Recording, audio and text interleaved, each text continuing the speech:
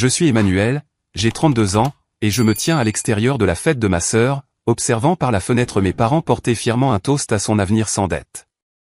Le contraste saisissant entre la joie de Maya et ma dette écrasante de 320 000 $ me pèse comme un rocher sur la poitrine. Nous sommes tous les deux devenus médecins, diplômés le même mois de la même prestigieuse université.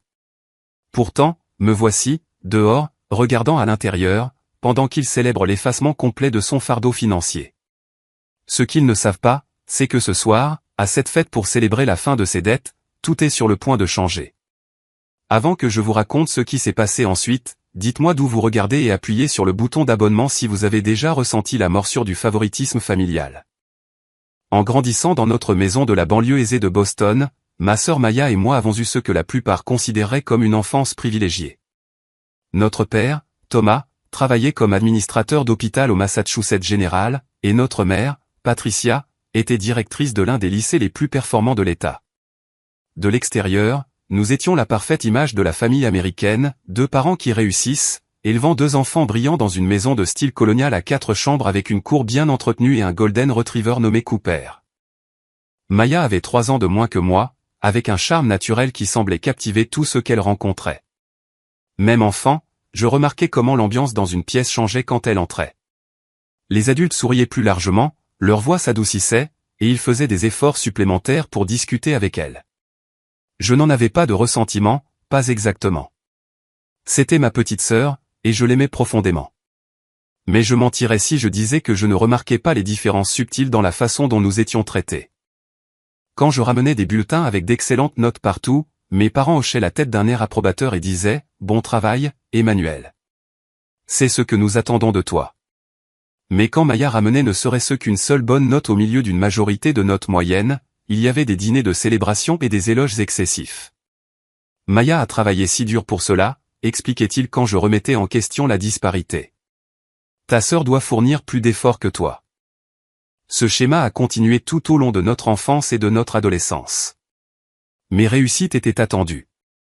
Les siennes étaient célébrées. Mes échecs étaient des déceptions. Les siens étaient des expériences d'apprentissage. J'ai développé très tôt un mécanisme d'adaptation, je travaillais simplement 2 fois plus dur, visant à atteindre un niveau si élevé que la reconnaissance serait inévitable. Cette stratégie m'a bien servi sur le plan académique, mais le coût émotionnel de la recherche constante d'une validation que je recevais rarement a laissé des cicatrices invisibles. Mon rêve de devenir médecin n'est pas né de la pression familiale, bien que mes parents l'aient certainement approuvé. Il est né lorsque j'ai vu mon oncle, le frère cadet de mon père, sauver la vie d'un enfant lors d'un pique-nique familial quand j'avais 10 ans. Oncle James, un médecin urgentiste, a pratiqué la réanimation cardio-pulmonaire sur le fils d'un voisin qui était tombé dans le lac. La façon dont il est passé d'un membre de la famille joviale à un professionnel concentré en un instant, la compétence dans ses mains alors qu'elle pompait la vie pour la ramener dans ce petit corps, a laissé une impression indélébile. C'est ce que je veux faire, ai-je dit à mes parents ce soir-là. Ils ont souri et hoché la tête, mais je ne pense pas qu'ils l'aient pris au sérieux au début. Tout au long du lycée, j'ai maintenu des notes parfaites tout en participant à des concours de sciences, en faisant du bénévolat à notre hôpital local et en observant des médecins dès que possible. Lorsque les lettres d'acceptation des programmes de premier cycle universitaire sont arrivées, j'ai choisi Johns Hopkins pour son solide programme prémédical. Mes parents étaient fiers, certainement, mais leur réaction semblait mesurée, appropriée à mes années de travail acharné. Maya, pendant ce temps, avait décidé de poursuivre des études de psychologie à l'université de Boston. Elle voulait rester près de la maison, et mes parents ont pleinement soutenu cette décision. Ils l'ont aidée à meubler son appartement, lui rendaient visite chaque semaine et semblaient soulagés qu'elle ait choisi un chemin plus gérable que le mien. 4 ans plus tard, lorsque mon acceptation à la faculté de médecine Feinberg de l'université Northwestern est arrivée, j'ai ressenti une immense vague d'accomplissement. Le point culminant d'années de travail acharné avait porté ses fruits. Mes parents ont organisé un petit dîner pour célébrer, invitant les grands-parents et quelques amis proches. C'est pendant ce dîner que Maya a fait son annonce. J'ai réfléchi, a-t-elle dit, captant l'attention de la pièce de cette manière naturelle qu'elle a toujours eue. Je veux postuler en médecine, moi aussi. La table est devenue silencieuse un instant avant d'exploser d'excitation. Mes parents se sont regardés avec une fierté et une joie si manifestes que ma propre acceptation semblait être une vieille nouvelle. 2 enfants médecins, s'est exclamée ma mère, les larmes aux yeux. Mon père s'est levé pour porter un toast à ce nouveau développement, la voix chargée d'émotion. À Maya, pour avoir décidé de suivre les traces de son frère en médecine. J'ai souri et levé mon verre, sincèrement heureux que ma sœur veuille poursuivre la médecine. Pourtant, je n'ai pas pu m'empêcher de remarquer à quelle vitesse mon accomplissement avait été éclipsé par sa simple intention de postuler. 1 an plus tard, Maya a également été acceptée à Northwestern, bien que ses notes au MCAT et sa moyenne générale aient été nettement inférieures aux miennes. Il voulait probablement des frères et sœurs, a raisonné mon père quand j'ai exprimé ma surprise. De plus, elle les a vraiment impressionnés lors de ces entretiens. Avant que Maya ne commence la médecine avec moi, j'étais déjà en train de terminer ma première année, nos parents nous ont tous deux convoqués à la maison pour une réunion de famille sur les finances. Assis à la table de la cuisine où nous avions partagé des milliers de repas, mon père a sorti un dossier contenant des feuilles de calcul et des documents. Votre mère et moi voulons être transparents sur la situation financière, a-t-il commencé. Nous avons épargné pour votre éducation depuis votre naissance, mais la médecine est chère, plus que nous ne l'avions prévu. Ma mère a hoché la tête. Nous avons environ 140 000 $ d'économie pour chacun de vous. Nous savons que cela ne couvrira pas tout, mais nous voulons contribuer équitablement à l'éducation de vous deux. J'ai ressenti une vague de soulagement. Bien que 140 000 $ ne couvrirait pas le coût estimé à 350 000 $ de la faculté de médecine, cela réduirait considérablement le fardeau de mon prêt. J'avais méticuleusement planifié mes finances, calculé les futurs ratios dette-revenu et recherché des programmes de remise de prêt. Cette contribution ferait une différence substantielle. Nous sommes si fiers de vous deux, a poursuivi mon père. Et nous voulons vous soutenir de toutes les manières possibles tout au long de ce parcours. Ce soir-là, j'ai révisé mes plans financiers. Avec la contribution promise de mes parents, une budgétisation minutieuse et le poste d'assistant de recherche que j'avais obtenu, j'ai calculé que je serais diplômé avec une dette d'environ 180 000 $, gérable pour un salaire de médecin. Maya et moi sommes tous deux partis de cette réunion avec des attentes claires, nous recevrions un soutien financier égal de nos parents, et nous aurions tous deux besoin de prêts substantiels pour terminer nos études. Comme je me trompais. La faculté de médecine était tout ce que j'avais espéré et craint. La charge de travail était écrasante, les heures brutales, mais je m'épanouissais sous la pression. Mon aptitude naturelle pour la mémorisation et la reconnaissance des schémas m'a bien servi, et je me suis rapidement imposé comme l'un des meilleurs étudiants de ma promotion. Tandis que d'autres luttaient avec la transition de l'apprentissage universitaire au déluge d'informations médicales, j'ai adapté mes techniques d'études et maintenu ma concentration. Je vivais dans un minuscule studio à 15 minutes du campus, surveillant attentivement chaque dépense. Ma routine était implacable, cours et stages cliniques pendant la journée, travail en laboratoire de recherche le soir pour un revenu supplémentaire, et études tard dans la nuit.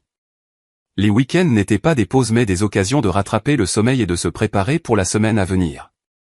J'évitais les sorties sociales coûteuses que beaucoup de mes camarades utilisaient pour préserver leur santé mentale, trouvant plutôt des moyens gratuits de décompresser, courir le long du lac Michigan, assister à des conférences gratuites ou visiter des musées lors des journées gratuites. Mes parents appelaient chaque semaine, impatients d'entendre parler de mes expériences.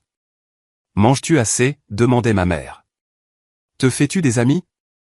Ils semblaient préoccupés par mon emploi du temps intense mais faisaient confiance à mon jugement. Ils ont rarement abordé les finances après notre discussion initiale, et j'ai supposé que les fonds promis étaient déposés directement pour mes frais de scolarité, comme nous en avions discuté. Lorsque Maya a commencé à Northwestern l'année suivante, l'attention de nos parents a changé de façon spectaculaire. Ils venaient à Chicago tous les mois, séjournant toujours dans un bel hôtel près du campus et emmenant Maya dîner dans des restaurants haut de gamme. « Tu es le bienvenu pour te joindre à nous », disait-il, mais leur visite coïncidait rarement avec mon temps libre limité. Quand je me joignais à eux, la conversation tournait autour des expériences de Maya, de ses défis, de ses nouveaux amis. Mes accomplissements, comme le fait d'être sélectionné pour un projet de recherche prestigieux, recevaient une reconnaissance superficielle avant que l'attention ne revienne sur Maya. Environ 6 mois après le début de sa première année, mon téléphone a sonné à 2 heures du matin. C'était Maya, en pleurs. J'ai raté mon examen d'anatomie, sanglotait-elle. Je ne pense pas être faite pour ça, Emmanuel. Tout le monde semble comprendre, et je n'arrive tout simplement pas à suivre. J'ai passé 1 heure à la calmer, lui promettant de l'aider à étudier. Le lendemain, malgré mon propre emploi du temps surchargé, je lui ai créé un plan d'études et j'ai commencé à la rencontrer chaque semaine pour réviser la matière. Maya était intelligente mais avait du mal avec le volume d'informations et la pression des études de médecine. Là où j'avais développé des stratégies d'études efficaces grâce à des années d'autodiscipline, elle s'était reposée sur ses capacités naturelles et son charme pour traverser ses études de premier cycle. Un mois après l'appel nocturne de Maya, nos parents sont arrivés à Chicago à l'improviste. Nous sommes là pour soutenir Maya dans cette période difficile, a expliqué ma mère lorsque j'ai exprimé ma surprise face à leur apparition soudaine. Ils sont restés une semaine, accompagnant Maya en cours, engageant un tuteur privé pour l'anatomie et parlant même avec ses professeurs pour un soutien supplémentaire. Je ne pouvais m'empêcher de me demander, aurait-il fait la même chose pour moi si j'avais eu des difficultés? Malgré nos séances de tutorat et l'intervention de nos parents, Maya a été placée en probation académique à la fin de sa première année. Cela signifiait qu'elle devrait redoubler plusieurs cours, retardant ainsi sa remise de diplôme d'1 an. Nos parents étaient dévastés mais se sont rapidement mobilisés autour d'elle avec un soutien supplémentaire. Nous allons t'aider à surmonter cela, lui a assuré mon père lors d'un dîner auquel j'ai été invité comme une pensée après coup. J'ai continué à exceller, obtenant mon diplôme dans les 10% supérieurs de ma promotion et décrochant un poste de résident compétitif en médecine d'urgence, réalisant le rêve qui avait commencé en regardant mon oncle ce jour-là au bord du lac. J'ai été choisi comme chef des internes lors de ma dernière année, un honneur significatif qui reflétait à la fois mes connaissances médicales et mes capacités de leadership.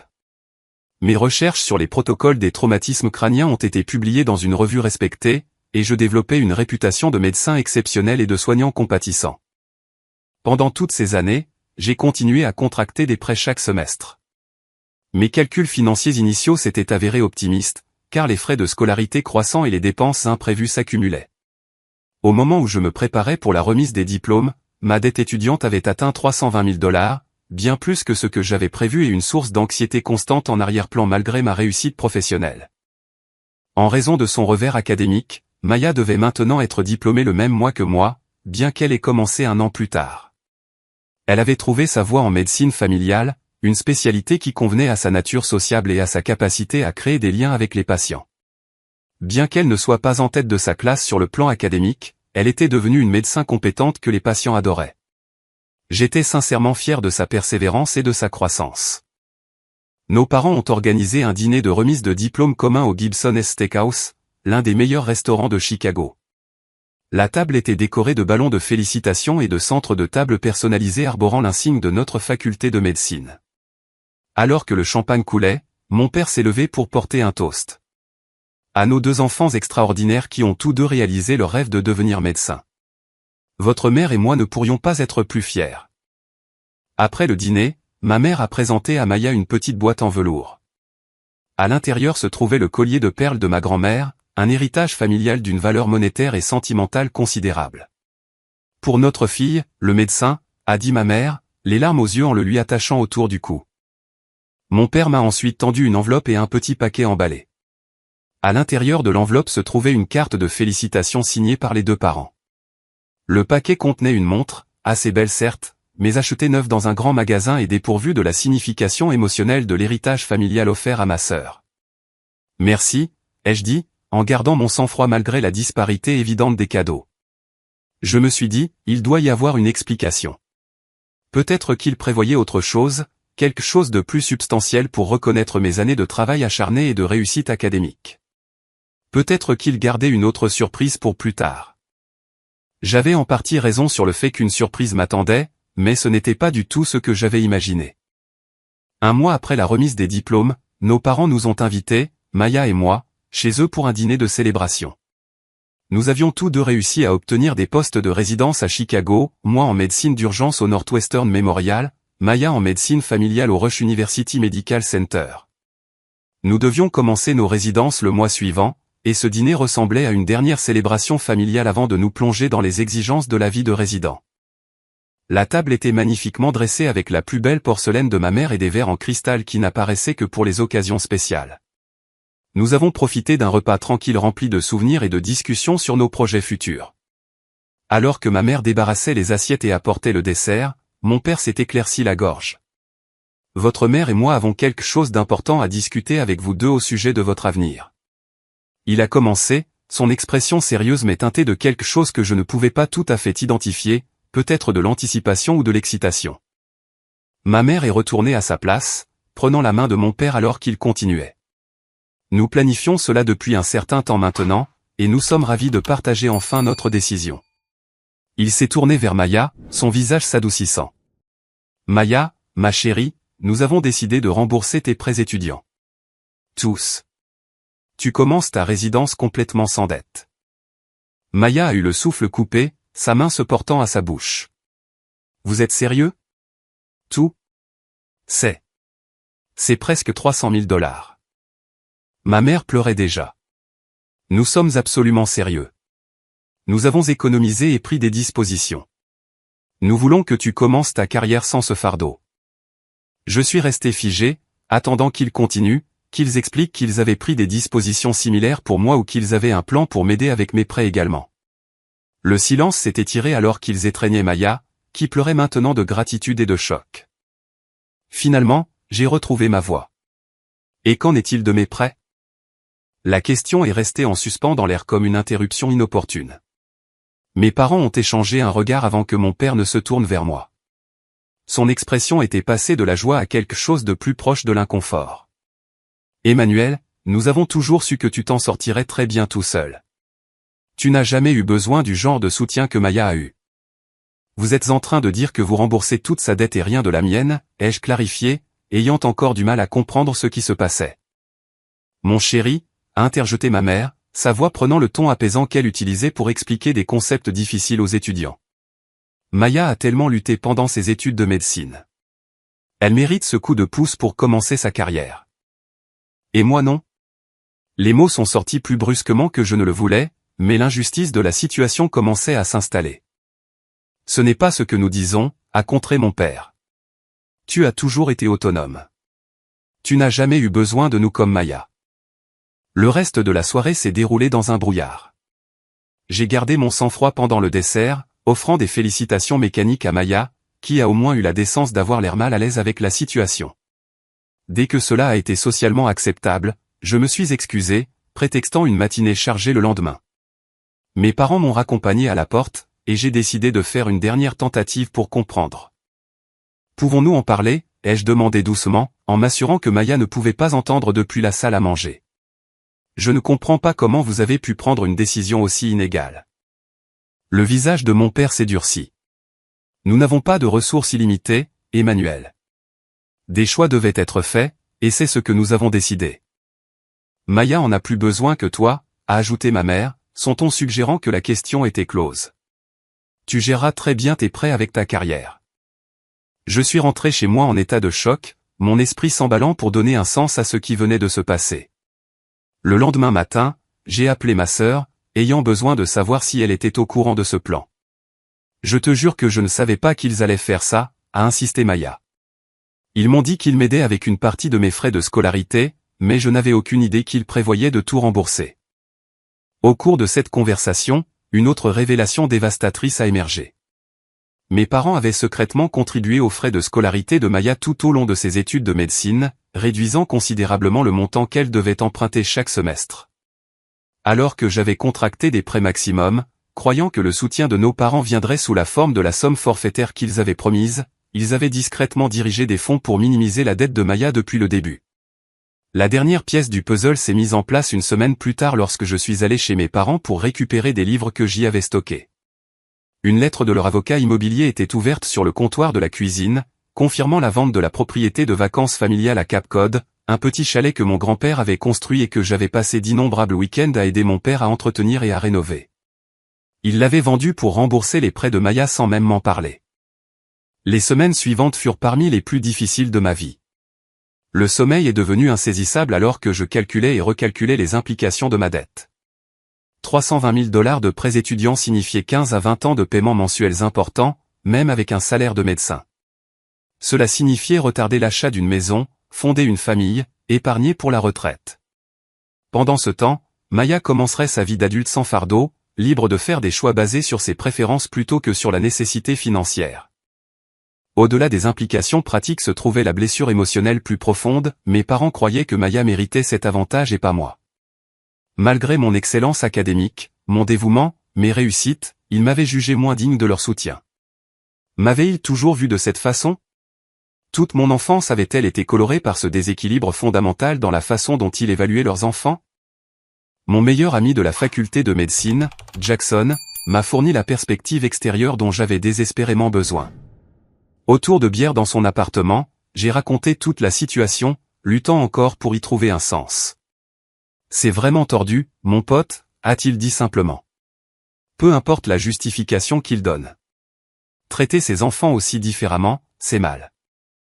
Sa validation a libéré quelque chose en moi. Pendant des jours, je m'étais demandé si ma réaction était raisonnable, si j'étais égoïste de me sentir trahi. Entendre quelqu'un d'autre confirmer l'injustice de la situation m'a permis de reconnaître la profondeur de ma douleur et de ma colère. « Qu'est-ce que tu vas faire ?» a demandé Jackson. C'était la question que j'avais évitée. Que pouvais-je faire? La décision avait été prise, l'argent dépensé. Aucune protestation ne changerait ma réalité financière. Pourtant, quelque chose de fondamental avait changé dans ma compréhension de ma famille, et je ne pouvais pas simplement prétendre le contraire. Je ne sais pas, ai-je admis. Mais je ne peux pas simplement accepter ça et passer à autre chose comme si de rien n'était. Après 2 semaines à gérer mes émotions avec le soutien de Jackson et plusieurs séances avec un thérapeute que j'avais trouvé à la hâte, j'ai décidé de tenter une conversation raisonnable et adulte avec mes parents. J'ai passé des heures à préparer cette discussion, créant des feuilles de calcul qui illustraient la disparité du soutien financier, m'entraînant à ce que je dirais pour rester calme et factuel, et même en simulant des réponses potentielles avec Jackson. J'ai invité mes parents à se rencontrer dans un lieu neutre, un café tranquille à mi-chemin entre nos maisons. Ils ont accepté, bien que le ton de ma mère suggère qu'elle considérait cela comme un geste inutile et dramatique. Je voulais parler de la situation des prêts étudiants, ai-je commencé une fois que nous étions assis avec nos cafés. J'ai eu le temps d'y réfléchir, et j'ai encore du mal à comprendre la décision que vous avez prise. J'ai fait glisser le dossier contenant mes documents préparés sur la table. Ces feuilles de calcul montrent la différence de soutien financier entre Maya et moi. Comme vous pouvez le voir, la disparité est substantielle. Mon père a à peine jeté un coup d'œil au papier avant de les repousser vers moi. Emmanuel, nous comprenons que tu es déçu, mais nous avons pris la décision que nous pensions être la bonne pour notre famille. Comment le fait de créer une telle inégalité entre vos enfants est-il bon pour notre famille, ai-je demandé, luttant pour garder ma voix calme. La vie n'est pas toujours juste, a dit ma mère, utilisant la même phrase qu'elle avait employée tout au long de notre enfance lorsque Maya recevait un traitement préférentiel. Nous avions des ressources limitées et devions faire un choix. Mais pourquoi ce choix? J'ai travaillé aussi dur que Maya.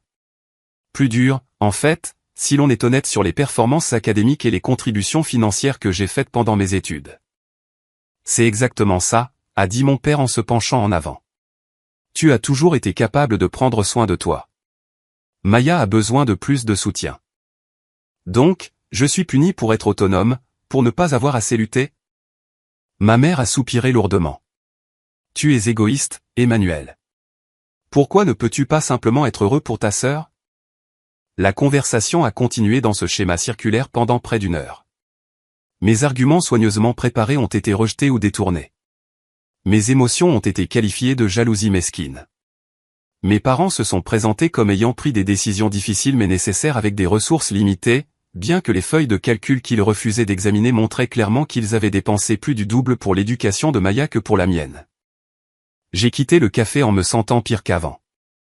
Non seulement mes parents avaient refusé de reconnaître l'injustice de leurs actions, mais ils avaient recadré ma douleur légitime comme un défaut de caractère. J'étais égoïste de m'attendre à un traitement égal. J'étais jaloux de remettre en question leurs décisions. Je faisais une montagne d'une taupinière en n'acceptant pas simplement la disparité de $320 000 dans la façon dont ils évaluaient leurs enfants. 2 jours après cette conversation ratée, Maya m'a appelé.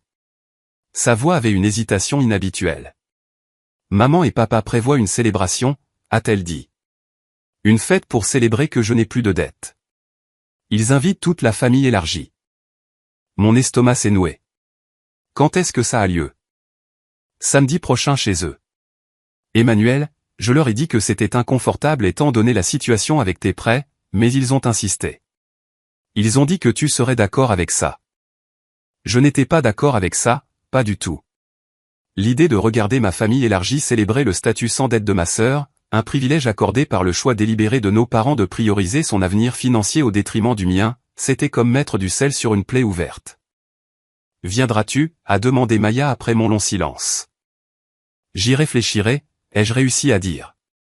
Après avoir raccroché, j'ai reçu un message de ma mère avec les détails formels de la célébration de la fin des dettes de Maya. Le message se terminait par « Nous attendons de toi que tu sois là pour soutenir ta sœur. La famille passe avant tout. » L'ironie de cette dernière phrase ne m'a pas échappé. Le jour suivant, j'ai reçu des appels de 2 tantes et de ma grand-mère, toutes mentionnant la célébration à venir. Il est devenu clair que mes parents avaient présenté cet événement non seulement comme une célébration pour Maya, mais aussi comme une vitrine de leur propre générosité. Les invitations qu'ils avaient envoyées soulignaient comment ils s'étaient sacrifiés pour s'assurer que leur fille puisse commencer sa carrière médicale sans le fardeau de la dette. Aucune mention n'était faite de leur fils, également fraîchement diplômé de médecine, ni de sa dette considérablement plus importante. Mon exclusion du processus de planification était totale. Mes parents ne m'ont pas consulté sur la date, la liste des invités, ni aucun autre aspect de la célébration. On attendait de moi que je vienne en tant qu'invité, que je sourie et que je félicite Maya, que je remercie nos parents pour leur générosité envers ma sœur, et que j'ignore l'iniquité flagrante de la situation. À l'approche du jour, mon ressentiment et mon sentiment d'isolement ont grandi. J'ai commencé à éviter les appels des membres de ma famille, incertain de la manière de répondre à leurs questions bien intentionnées sur ma propre situation de près. Je me suis plongé dans la préparation de ma résidence, passant de longues heures à étudier les protocoles et les procédures pour éviter de ressasser la célébration à venir. Mes séances de thérapie hebdomadaires sont devenues un exutoire crucial. Le docteur Samson, une thérapeute familiale spécialisée dans les relations entre frères et sœurs adultes, m'a aidé à identifier des schémas que j'avais normalisés tout au long de ma vie. Ce que vous décrivez ressemble à une dynamique familiale établie de longue date, a-t-elle observé lors de notre 3e session. Vos parents semblent vous avoir catalogué comme celui qui est capable et votre sœur comme celle qui a besoin d'aide très tôt dans vos vies. Ces rôles peuvent devenir des prophéties autoréalisatrices. Mais pourquoi, ai-je demandé. Pourquoi la favoriserait-il constamment? Les dynamiques familiales sont complexes, a-t-elle répondu. Parfois, les parents s'identifient inconsciemment plus fortement à un enfant en raison de similitudes de personnalité. Parfois, ils tentent de compenser des désavantages perçus. Sans leur parler directement, je ne peux pas dire ce qui motive le comportement de vos parents, mais je peux vous aider à décider comment y répondre. Alors que la célébration approchait, le docteur Samson a posé une question cruciale. Emmanuel, vous avez 2 choix fondamentaux ici. Vous pouvez continuer à accepter le rôle que votre famille vous a assigné, le fils autonome qui a besoin de moins de soutien et de reconnaissance, ou vous pouvez prendre position pour un traitement égal. Qu'est-ce qui vous semble juste?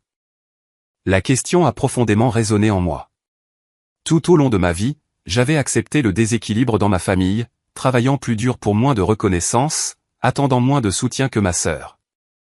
J'avais intériorisé le message que je méritais en quelque sorte moins simplement parce que j'étais capable de réussir par moi-même.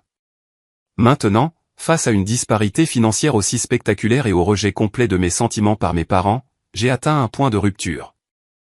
Je dois prendre position, ai-je dit au docteur Samson. Pas seulement pour l'argent, il est trop tard pour ça, mais pour le principe, pour mon amour-propre. Avec ces conseils, j'ai élaboré un plan pour aborder la situation lors de la célébration. Pas avec une confrontation colérique ou des explosions émotionnelles, mais avec une vérité calme et factuelle. Le moment était venu de briser le silence autour du schéma de traitement inéquitable de longue date de ma famille. Le matin de la célébration de la fin des dettes de Maya est arrivé avec un temps parfait de début d'été. J'avais décidé d'arriver chez mes parents 1 heure avant les autres invités, soi-disant pour aider aux préparatifs, mais en réalité pour me centrer dans l'espace avant d'affronter la famille élargie. Mes parents ont semblé surpris par mon arrivée précoce mais m'ont rapidement mis au travail pour accrocher des décorations dans le jardin. En arrangeant les tables, j'ai remarqué une exposition que ma mère avait créée sur le manteau de la cheminée, des photos documentant le parcours de Maya à travers la faculté de médecine. Sa cérémonie de la blouse blanche, ses sessions d'études à la bibliothèque, ses stages cliniques avec des patients, et enfin, la remise des diplômes. Parmi la douzaine de photographies, je n'apparaissais que dans une seule, le dîner de remise de diplôme commun à Gibson S, où je me tenais au bord du cadre pendant que mes parents étreignaient Maya au centre. Maman, où sont mes photos de la faculté de médecine, ai-je demandé, connaissant la réponse mais voulant entendre son explication. Oh, cette exposition concerne spécifiquement le parcours de Maya, a-t-elle répondu sans hésitation. C'est sa célébration, après tout. C'est vrai, ai-je dit doucement. Son parcours qui s'est terminé le même jour que le mien. Ma mère n'a pas entendu ce commentaire ou a choisi de l'ignorer, s'empressant d'aller vérifier la livraison du traiteur. Mes parents étant occupés dans la cuisine et le jardin, je me suis retrouvé seul dans le bureau de mon père. Je n'avais pas prévu cela, mais en voyant le classeur où il gardait les documents familiaux importants, j'ai pris une décision impulsive. Je devais comprendre depuis combien de temps exactement il planifiait ce traitement disparate. Le classeur n'était pas verrouillé. Mon père avait toujours été organisé mais pas particulièrement soucieux de la sécurité à la maison. J'ai rapidement localisé le dossier intitulé « Éducation des enfants » et j'ai commencé à examiner le contenu. Ce que j'ai trouvé a confirmé mes pires soupçons et a révélé des informations que j'ignorais. De multiples relevés de compte montraient des transferts réguliers vers le compte de frais de scolarité de Maya tout au long de ses années de médecine, bien plus que les montants égaux qu'il nous avait promis à tous les deux. Un dossier séparé contenait la documentation de réunions avec des conseillers financiers datant d'avant même que je ne commence la médecine, décrivant une stratégie pour fournir un soutien substantiellement plus important à Maya qu'à moi. Le plus choquant était une note manuscrite de mon père à ma mère datant de ma 2e année, s'en sortira très bien avec ses prêts. Son salaire sera plus élevé de toute façon. M a besoin de cette avance. Il n'avait jamais eu l'intention de nous soutenir équitablement. La promesse faite à notre table de cuisine des années auparavant avait été une fausse déclaration délibérée. J'ai rapidement fait des copies des documents les plus pertinents en utilisant le scanner du bureau, les envoyant à mon courrier électronique avant de tout remettre soigneusement à sa place. Je ne savais pas encore comment j'utiliserais ces informations, mais je savais que j'avais besoin de preuves de ce que j'avais découvert. À 18 h, la maison était remplie de membres de la famille élargie et de quelques amis proches. Mes grands-parents, tantes, oncles et cousins circulaient dans les pièces magnifiquement décorées, tous félicitant Maya pour son accomplissement et son statut sans dette. L'atmosphère était festive, avec des amuse-gueules de traiteurs, du champagne à flot et un gâteau personnalisé décoré de symboles médicaux et des mots « Docteur en médecine sans dette » en glaçage bleu. J'ai maintenu une façade polie, acceptant les étreintes de parents que je n'avais pas vus depuis des mois ou des années, esquivant les questions sur ma propre situation financière avec des réponses vagues sur le fait que je travaillais sur un plan. Mon oncle James, le médecin urgentiste qui avait inspiré mon choix de carrière, a semblé remarquer mon malaise, me prenant à part près de l'escalier. « Ça va, Emmanuel ? Tu as l'air un peu ailleurs. »« Juste fatigué, » ai-je répondu. « Je me prépare pour la résidence. » Il a étudié mon visage, peu convaincu. « J'ai entendu dire que tes parents avaient remboursé les prêts de Maya. Un cadeau plutôt généreux. » « Très généreux, ai-je convenu, incapable de masquer le tranchant dans ma voix. « Et les tiens ?» a-t-il demandé directement. La simple question a failli briser mon sang-froid soigneusement gardé. Apparemment, je suis seul pour cela. L'expression de l'oncle James est passée à une surprise sincère. Complètement ? Ça ne semble pas, il s'est arrêté. Je suis désolé d'entendre ça, Emmanuel. Ça doit être difficile.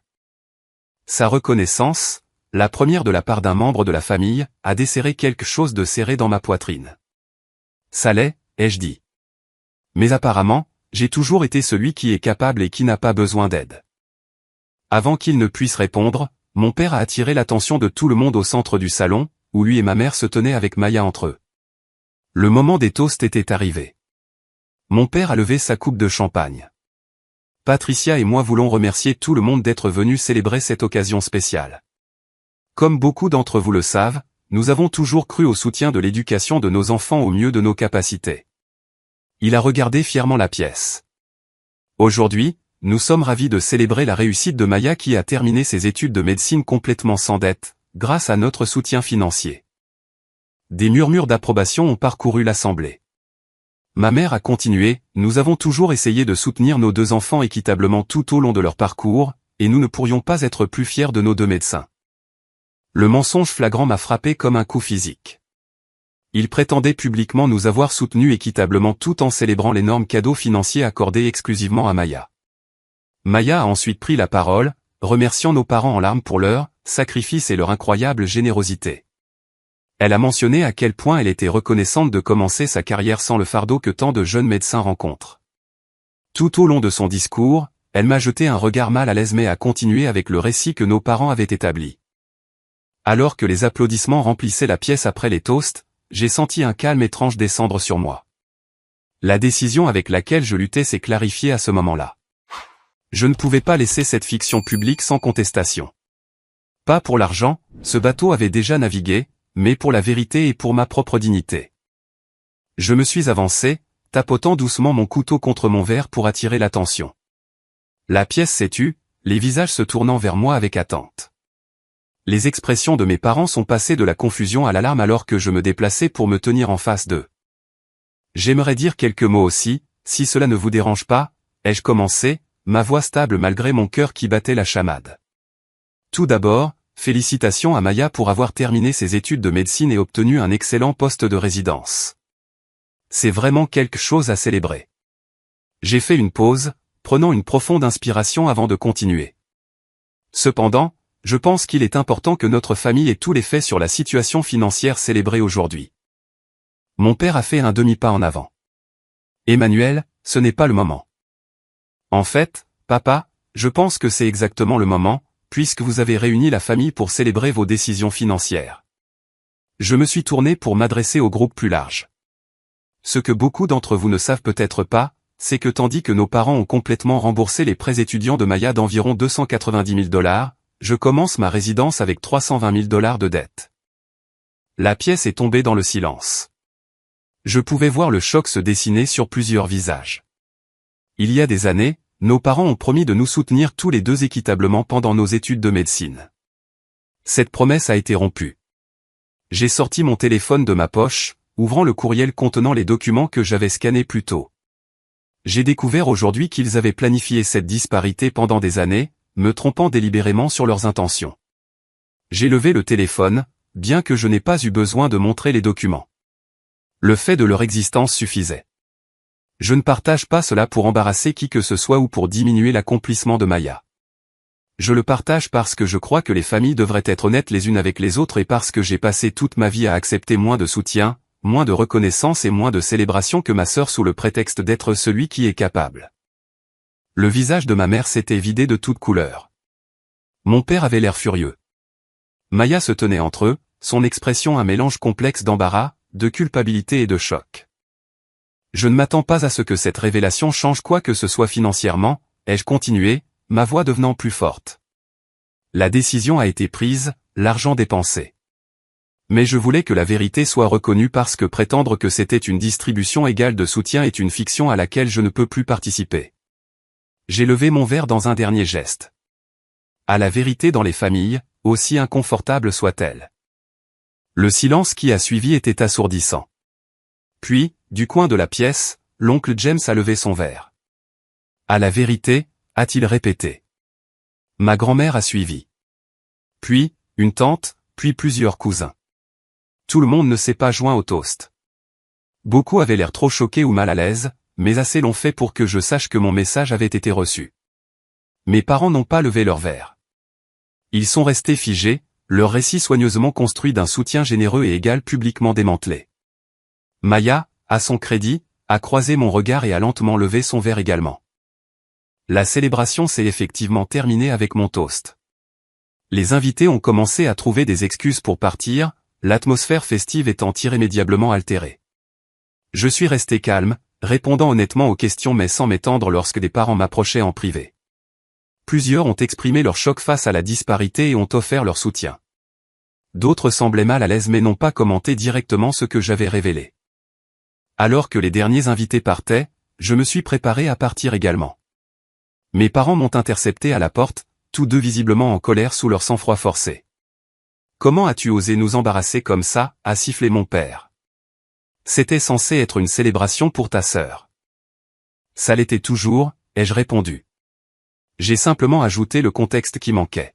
« Tu n'avais aucun droit de laver notre linge sale en public » a ajouté ma mère. « Vous en avez fait l'affaire de tout le monde quand vous les avez invités à célébrer votre favoritisme financier » ai-je rétorqué. J'ai seulement ajouté le tableau complet à celui que vous présentiez. Maya est apparue derrière eux, les yeux rouges d'avoir pleuré. Emmanuel, je ne savais vraiment rien de tout ça. Je te le jure. Je la croyais. Maya avait bénéficié du traitement préférentiel de nos parents toute notre vie, mais elle ne l'avait jamais orchestré. Je sais, Maya. Il ne s'agit pas de toi.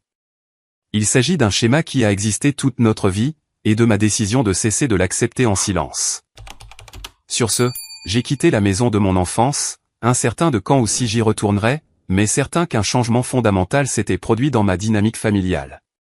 Pour le meilleur ou pour le pire, les règles tacites qui avaient régi nos relations pendant des décennies avaient été explicitement remises en question, et il n'y avait pas de retour possible à la fiction confortable dans laquelle nous avions vécu auparavant. Les jours qui ont suivi la célébration de la fin des dettes de Maya furent étrangement calmes. Mon téléphone, habituellement animé par les messages de groupes familiaux et les appels occasionnels de mes parents, est resté silencieux. Je me suis plongé dans la préparation de ma résidence, qui devait commencer dans seulement 3 semaines. La confrontation m'avait laissé émotionnellement vidé mais aussi étrangement libéré. Pour la première fois de ma vie, j'avais directement contesté la dynamique familiale qui avait tant façonné mon existence. Le 3e jour après la célébration, mon téléphone a sonné avec un appel d'un numéro que je ne reconnaissais pas. C'était le frère aîné de mon père, l'oncle Robert, que je n'avais pas vu à la fête et avec qui j'interagissais rarement en raison d'une longue distance entre lui et mon père. « Emmanuel, c'est ton oncle Robert. James m'a donné ton numéro. J'espère que ça ne te dérange pas. » « Bien sûr que non », ai-je répondu, surpris. « Est-ce que tout va bien ? » « Ça dépend de ta définition de bien », a-t-il dit avec un petit rire sec. J'ai entendu ce qui s'est passé à la fête de Maya. Les nouvelles voyagent vite dans cette famille, même jusqu'aux brebis galeuses comme moi. Je me suis tendu, incertain de m'attendre à des critiques ou à du soutien. Et je voulais te dire que ce que tu as fait demandait du courage. Ça m'a aussi semblé très familier. Pendant l'heure qui a suivi, l'oncle Robert a partagé une histoire que je n'avais jamais connue. Il a décrit son enfance avec mon père, comment leurs parents avaient favorisé mon père de manière spectaculaire dès leur plus jeune âge. Comment mon grand-père avait payé l'intégralité des études universitaires de mon père tout en disant à l'oncle Robert de contracter des prêts. Comment les ressources familiales avaient constamment afflué vers mon père tandis que l'oncle Robert était censé se débrouiller seul. Le schéma se répète, a-t-il dit tristement. Ton père te traite de la même manière que son père m'a traité. L'enfant préféré devient le parent de l'enfant préféré. Cette perspective a changé ma compréhension de la situation. Mon père n'avait pas simplement pris une décision isolée concernant le financement de la faculté de médecine, il recréait un schéma familial dont il avait bénéficié et qu'il n'avait probablement jamais remis en question. « As-tu parlé de cela à mon père ?» ai-je demandé. Plusieurs fois au fil des ans. Il ne le voit pas. Pour lui, le traitement préférentiel qu'il a reçu était justifié parce qu'il était plus studieux ou avait plus de potentiel. Il ne peut pas reconnaître le schéma parce que cela signifierait reconnaître l'injustice qu'il a favorisée. La conversation avec l'oncle Robert m'a fourni un contexte qui me manquait, bien que cela n'excuse pas les actions de mes parents. Cela m'a cependant aidé à comprendre que je ne confrontais pas seulement des choix individuels, mais des schémas enracinés et intergénérationnels. Le contact significatif suivant est venu d'une source inattendue, ma grand-mère, la mère de mon père. Elle a appelé 5 jours après la célébration, sa voix portant sa chaleur habituelle malgré les circonstances. « Emmanuel, c'est mamie. As-tu le temps de parler ? » Nous nous sommes arrangés pour nous rencontrer dans son petit appartement le lendemain. Quand je suis arrivé, elle avait préparé le déjeuner et mis la table avec la belle porcelaine qu'elle réservait habituellement aux jours de fête. À 87 ans, elle se déplaçait plus lentement qu'auparavant mais conservait la présence digne qui avait toujours commandé le respect dans notre famille. « Je veux parler de ce qui s'est passé à la fête de Maya », a-t-elle dit une fois que nous étions assis avec notre nourriture. « D'abord, je veux que tu saches que je suis fier de toi d'avoir parlé. » Ces mots m'ont pris par surprise. « Vraiment ? Je pensais que vous seriez peut-être contrarié que j'ai perturbé la célébration. » Elle a secoué fermement la tête. « Emmanuel, j'ai observé comment Thomas et Patricia vous ont traité différemment, toi et Maya, depuis que vous êtes de jeunes enfants. J'ai dit des choses en privé au fil des ans, mais ils avaient toujours des justifications. » Elle a tendu la main sur la table pour tapoter la mienne. Ce qu'ils ont fait avec ces prêts étudiants n'était pas juste. Égal ne signifie pas toujours identique, mais cela allait bien au-delà de différences raisonnables. Sa validation m'a presque fait pleurer. Le fait que ma grand-mère, une femme de peu de mots qui s'impliquait rarement dans les conflits familiaux, reconnaisse explicitement l'injustice que j'avais subie, c'était comme une confirmation que je ne surréagissais pas ou n'interprétais pas mal la situation. « Ton grand-père et moi avons quelques économies », a-t-elle poursuivi. Nous mettons de l'argent de côté depuis des années pour vous deux, toi et Maya. Je veux t'aider avec tes prêts. J'ai été touché par son offre mais j'ai refusé gentiment. Merci, mamie, mais je ne peux pas accepter ça. Il ne s'agit plus de l'argent lui-même à ce stade. Il s'agit du principe et du schéma. Je comprends, a-t-elle dit en hochant la tête. L'offre reste valable si tu changes d'avis, mais je respecte ta décision. Avant que je ne parte, elle a partagé ses propres observations sur les schémas familiaux, confirmant une grande partie de ce que l'oncle Robert m'avait dit sur le traitement préférentiel que mon père avait reçu dans son enfance. L'histoire se répète quand on ne l'examine pas, a-t-elle dit, une sagesse acquise au fil de décennies d'observation. Au cours des 2 semaines suivantes, j'ai reçu des appels ou des messages de 7 membres différents de la famille élargie, tantes, oncles, cousins, tous exprimant divers degrés de soutien ou du moins de reconnaissance de la situation. Certains ont partagé leurs propres expériences de favoritisme dans leur branche de la famille. D'autres ont simplement offert d'écouter si j'avais besoin de parler. Le fil conducteur était la reconnaissance que ce qui s'était passé n'était pas juste, quelles que soient les intentions ou les justifications de mes parents. Maya a appelé plusieurs fois, chaque conversation étant une navigation prudente de notre nouvelle réalité. Elle était prise dans une position impossible, bénéficiaire du traitement préférentiel de nos parents tout en se souciant sincèrement de moi et en reconnaissant l'injustice de la situation. Ils sont toujours en colère, a-t-elle rapporté lors d'un appel. Papa dit que tu les as humiliés devant tout le monde. Penses-tu que c'est ce que j'ai fait, ai-je demandé. Elle a hésité. Non. Je pense que tu as dit la vérité sur quelque chose qu'ils voulaient garder caché. C'est différent de l'humiliation. Et comment te sens-tu par rapport à tout ça?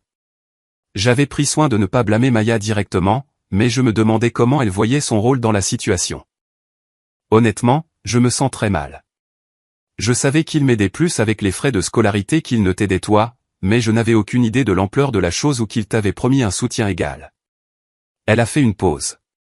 Et en y repensant, je peux voir comment ils nous ont toujours traités différemment. Je ne l'ai juste jamais remis en question parce que, sa voix s'est éteinte. Point parce que ça te profitait, ai-je terminé doucement. Oui, a-t-elle admis. Je suis désolé, Emmanuel. Vraiment désolé. Ma relation avec mes parents est entrée dans une période de silence. Ils n'ont fait aucune tentative pour me contacter après la confrontation, et je n'ai fait aucun effort pour les joindre. C'était la plus longue période que nous ayons passée sans communication depuis que j'étais parti à l'université, mais je savais que nous avions tous besoin de temps pour digérer ce qui s'était passé. Alors que la date de début de ma résidence approchait, j'ai pris une décision importante. J'ai accepté un poste au centre médical de l'Université de Californie à San Francisco au lieu de Northwestern. Le poste avait été mon 2e choix au départ, mais après la confrontation avec ma famille, la perspective de créer une certaine distance géographique m'attirait fortement. UCSF était un excellent programme, et le changement me donnerait l'espace nécessaire pour établir mon identité, séparée des dynamiques familiales qui avaient défini une si grande partie de ma vie à Chicago. La décision impliquait de rompre mon bail, d'organiser un déménagement à travers le pays à la dernière minute et de naviguer dans les complexités administratives du changement de programme de résidence. C'était stressant et coûteux, mais à chaque pas que je faisais vers la Californie, je ressentais un sentiment croissant de libération. Je ne fuyais pas, je créais un espace nécessaire pour la guérison et la croissance. À San Francisco, j'ai trouvé un petit mais confortable appartement partagé avec 2 autres résidents en médecine. L'environnement inconnu et l'horaire exigeant de la résidence laissaient peu de temps pour ressasser les drames familiaux. Je me suis fait de nouveaux amis, j'ai établi des relations professionnelles avec des médecins titulaires et j'ai commencé à me forger une réputation basée uniquement sur mes propres mérites, sans l'ombre des attentes ou des comparaisons familiales. J'ai maintenu un contact régulier avec Maya, qui a compris et soutenu ma décision de déménager. Notre relation, libérée de l'influence directe de nos parents, a commencé à évoluer vers quelque chose de plus équilibré et authentique. Pour la première fois, nous interagissions en tant que frères et sœurs adultes avec des vies indépendantes plutôt qu'en tant que concurrents pour l'approbation parentale. La distance a également apporté de la clarté. Loin de l'intensité émotionnelle immédiate de la situation, je pouvais voir plus objectivement comment les schémas familiaux de longue date avaient façonné tous nos comportements, le favoritisme de mes parents, l'acceptation par Maya du traitement préférentiel, ma surperformance à la recherche de reconnaissance. Aucun de nous n'avait délibérément créé cette dynamique, mais nous avions tous participé à son maintien jusqu'à ce que je brise finalement le schéma avec ma confrontation. Pendant cette période de contact limité avec mes parents, j'ai trouvé un sens inattendu à mon travail. Le service des urgences était exigeant et souvent chaotique, mais je m'épanouissais dans cet environnement. Traiter des patients en crise, des crises cardiaques au traumatisme en passant par les urgences de santé mentale, me donnait un but immédiat et un sentiment d'impact qui transcendait mes luttes personnelles. En aidant les autres à traverser leurs pires jours, j'ai trouvé la guérison pour mes propres blessures. 6 semaines après le début de ma résidence, j'ai reçu ma première facture de prêt étudiant, un rappel sobre de la réalité financière à laquelle je faisais face. Le paiement mensuel était substantiel, même avec le plan de remboursement prolongé que j'avais choisi. Chaque paiement serait un rappel de 20 ans de la décision de mes parents. Mais j'ai résolu de ne pas laisser l'amertume définir mon avenir. Je paierai ma dette, construirai ma carrière et créerai une vie basée sur des valeurs différentes de celles qui avaient façonné ma famille d'enfance. 3 mois après le début de ma résidence à San Francisco, j'ai reçu un message inattendu de Maya. J'ai pris quelques jours de congé, je prends l'avion pour San Francisco demain. On peut se voir? J'ai accepté immédiatement, curieux de sa décision soudaine de me rendre visite. Nous nous sommes arrangés pour nous rencontrer dans un petit café près du Golden Gate Park. Maya est arrivée avec un air à la fois nerveux et déterminé, me serrant fort dans ses bras avant que nous nous asseyions avec nos cafés. J'ai beaucoup réfléchi, a-t-elle commencé sans préambule, à notre famille, à la façon dont maman et papa nous ont traités différemment toute notre vie, auprès. Elle a pris une profonde inspiration. Je veux m'excuser, Emmanuel. Pas seulement pour la situation de la dette, mais pour n'avoir jamais reconnu le schéma auparavant. J'ai bénéficié de leur favoritisme pendant des années et je ne l'ai jamais remis en question. Sa franchise m'a surpris. Ce n'était pas ta responsabilité de corriger leur comportement, Maya. Peut-être pas, mais j'aurais pu le voir et dire quelque chose. J'aurais pu refuser le traitement spécial ou au moins reconnaître ce qui se passait. Elle m'a regardé droit dans les yeux. Depuis la fête, je confronte maman et papa sur la façon dont ils t'ont traité. Ils ne l'ont pas bien pris au début, mais je pense qu'ils commencent à écouter. J'ai ressenti un mélange complexe d'émotions, de l'appréciation pour les efforts de Maya, du scepticisme quant à la capacité de nos parents à changer, et une surprenante vague de protectionnisme envers ma sœur, qui défiait nos parents en mon nom. Ça n'a pas dû être facile, ai-je reconnu. Merci d'avoir fait ça. Maya a hoché la tête, puis a fouillé dans son sac et en a sorti une enveloppe. Il y a autre chose. Je veux t'aider avec tes prêts. À l'intérieur de l'enveloppe se trouvait un chèque de $50 000. Maya, je ne peux pas accepter ça. S'il te plaît, Emmanuel. J'ai beaucoup réfléchi à ça. Ce n'est pas juste que je commence ma carrière sans dette alors que tu es accablé de prêts parce que nos parents ont décidé que je méritais plus d'aide. Il s'agit de rendre les choses plus équitables. J'ai doucement repoussé l'enveloppe sur la table. J'apprécie le geste plus que je ne peux le dire, mais ce n'est pas ta responsabilité de réparer ça. Tu n'as pas créé cette situation. Mais j'en ai bénéficié, a-t-elle insisté. Ça ne fait pas de toi la coupable. J'ai pris sa main. Ce qui compte plus pour moi que l'argent, c'est de reconstruire notre relation en tant qu'égaux, sans la dynamique que nos parents ont créée. C'est ce qui se passe en ce moment, et ça vaut plus que n'importe quel chèque. Maya a remis à contre-cœur le chèque dans son sac, mais notre conversation a continué pendant des heures, plus ouverte et honnête que toutes celles que nous avions jamais eues. Pour la première fois, nous avons discuté de notre enfance des 2 points de vue, comment j'avais vécu le fait d'être tenu à des normes plus élevées tout en recevant moins de reconnaissance, et comment elle avait navigué en étant simultanément avantagée par le favoritisme de nos parents tout en ressentant la pression subtile d'attentes plus faibles. J'ai toujours eu l'impression de vivre dans ton ombre sur le plan académique, a-t-elle admis. C'est peut-être pour ça que je n'ai jamais remis en question quand il me donnait de l'aide supplémentaire. J'avais l'impression d'en avoir besoin pour rivaliser avec toi. Cette perspective ne m'était pas venue à l'esprit. Alors que je n'avais vu que le traitement préférentiel, Maya avait vécu sa propre relation complexe avec les attentes différentes de nos parents. Le favoritisme qu'il avait favorisé financièrement avait aussi, d'une certaine manière, miné sa confiance en ses propres capacités. À la fin de sa visite de 3 jours, Maya et moi avions établi une nouvelle base pour notre relation d'adulte, une base fondée sur la compréhension et le respect mutuel plutôt que sur la dynamique compétitive que nos parents avaient favorisée. Elle est retournée à Chicago avec la promesse de rester en contact régulier, indépendamment de l'implication de nos parents. 6 mois après la confrontation à la fête, j'ai reçu un courriel de mon père. L'objet était simplement, pouvons-nous parler? Le message était bref, demandant si je serais disposé à avoir une conversation téléphonique. Malgré mon appréhension, j'ai accepté. L'appel a commencé maladroitement avec des banalités sur ma résidence et le temps à San Francisco. Finalement, mon père s'est éclairci la gorge. Emmanuel, je veux m'excuser pour la façon dont nous avons géré la situation avec tes prêts étudiants et ceux de Maya. Ce n'était pas la reconnaissance complète que j'espérais, mais c'était un début. Merci de dire ça. La façon dont tu l'as appris n'était pas correcte, a-t-il poursuivi. Nous aurions dû être francs sur notre décision dès le début. J'ai remarqué qu'il s'excusait pour la méthode plutôt que pour la décision elle-même. Papa, le problème n'était pas seulement la façon dont je l'ai appris. C'était la décision elle-même et ce qu'elle représentait sur la façon dont maman et toi avez toujours traité Maya et moi différemment. Un long silence a suivi. Je ne pense pas que ce soit juste, a-t-il finalement répondu. Nous vous avons toujours aimés tous les deux également. L'amour n'est pas la question, ai-je dit prudemment. Il s'agit de soutien, de reconnaissance et d'attente. Vous m'avez tenu à des normes plus élevées tout en me donnant moins de soutien et de reconnaissance tout au long de ma vie. Un autre silence, plus long cette fois. Je dois y réfléchir, a-t-il finalement dit. Ce n'était pas notre intention. La conversation s'est terminée sans résolution, mais elle représentait un premier pas. Mon père avait au moins reconnu que quelque chose n'allait pas, même s'il n'était pas encore prêt à reconnaître le schéma plus large. 2 mois plus tard, ma mère a appelé. Notre conversation a suivi un schéma similaire, des excuses initiales axées sur la mauvaise communication plutôt que sur le problème sous-jacent, une résistance à reconnaître le schéma de longue date de traitements différents, mais finalement une volonté d'écouter qui n'était pas présente auparavant. Maya nous dit que nous devons réfléchir à la façon dont nous t'avons traité différemment, a-t-elle admis. Elle est assez insistante à ce sujet. J'ai souri à l'image de ma sœur plaidant pour l'équité. Elle a raison.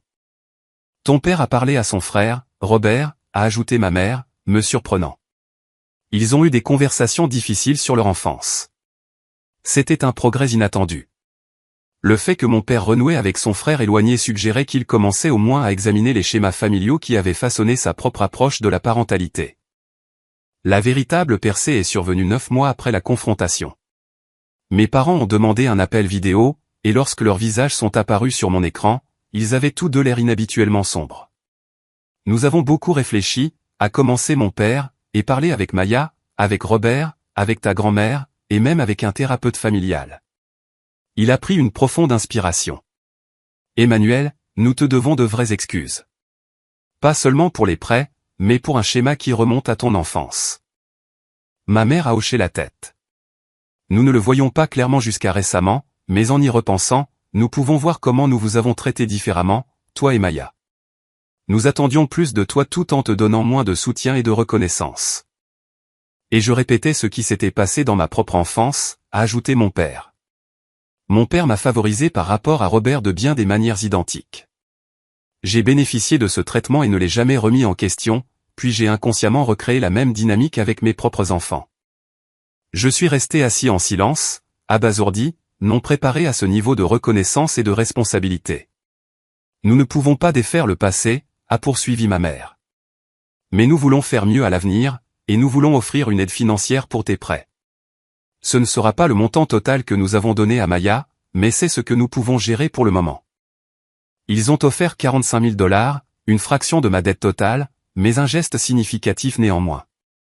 Après réflexion, j'ai accepté, non pas parce que le montant changerait de manière significative ma situation financière, mais parce que leur offre représentait une reconnaissance concrète de l'iniquité qu'ils avaient créée. J'ai suggéré qu'ils donnent l'argent à un fonds de bourse d'études pour les étudiants en médecine issus de milieux défavorisés au lieu de me le donner directement. J'ai fait la paix avec mes prêts, ai-je expliqué. Je préférerais voir l'argent aider quelqu'un qui en a vraiment besoin.